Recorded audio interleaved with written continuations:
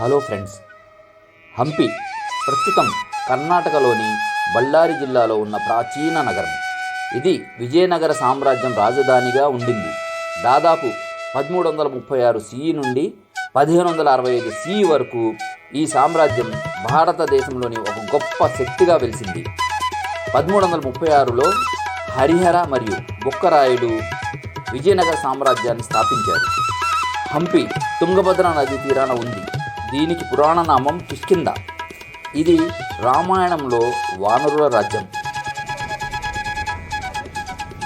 Hello friends, మనం ఆలయం లోపలికి వచ్చిన తర్వాత మనకి ఒక రథం కనిపిస్తుంది.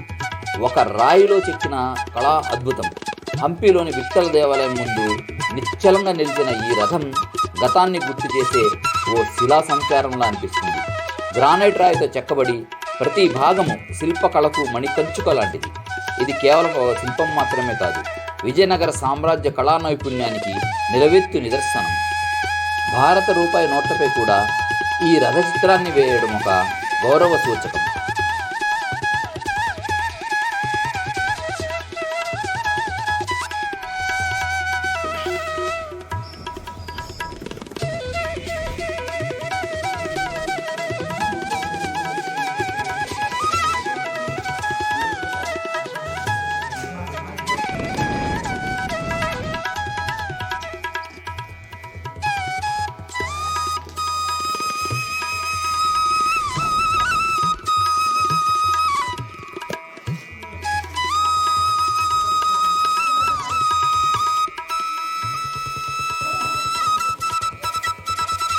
హలో ఫ్రెండ్స్, ఈ గుడిలో రాతి స్తంభాలు కూడా సప్త స్వరాలు పలుకుతాయి.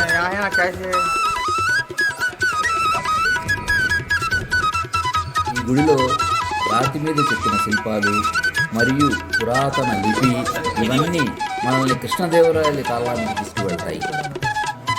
అవును, బాణం ఒక లేడీ సెల్ఫీ తీసుకుంటారు.